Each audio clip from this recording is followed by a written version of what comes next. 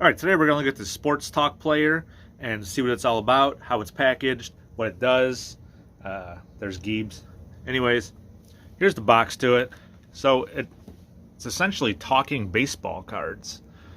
So it's pretty cool. This is a nice box. They were going to do this apparently for hockey and football and all types of different cards and many different series, but it didn't really take off. So I think it kind of stalled after one series of baseball cards, which I think is like 144 available. So here's the player itself.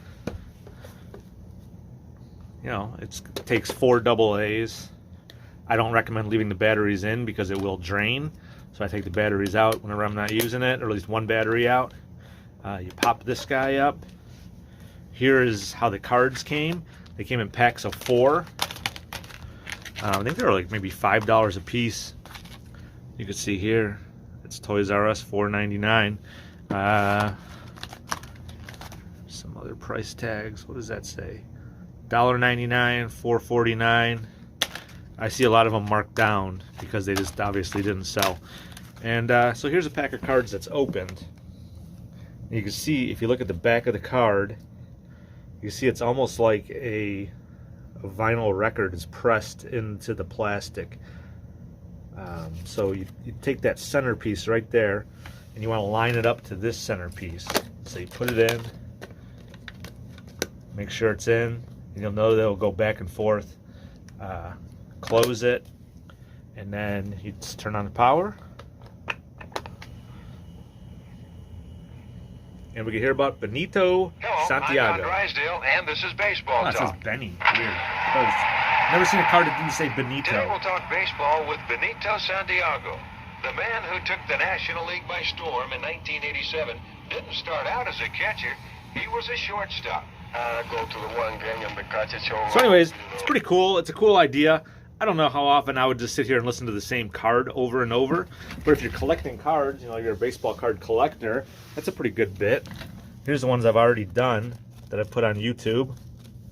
So I plan on getting through all of these.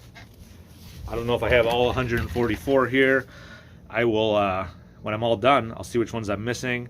I will go to Evil Bay and buy those, and I'll put the whole collection on so you can hear them all, so you don't have to spend any money on this.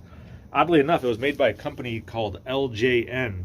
Now, they did a lot of video games in the 80s, late 80s, early 90s. I think this player is 1989. But they were known for just making terrible, terrible video games with licensed products like movies. Games like Friday the 13th on 8-bit Nintendo. The Back to the Future games. Just absolutely the worst of the worst games.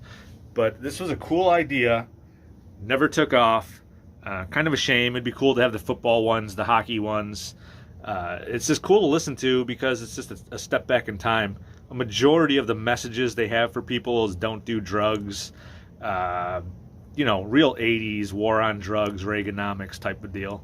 Real Nancy Reagan. Anyways, I hope you're enjoying these. I'm going to go ahead and the 4 I'm going to do today are Benito Santiago. We got a nice Rod Carew. Dale Murphy. He was a pretty badass for the Braves. And Danny Jackson, who I have no idea who that is. All right, thanks for watching.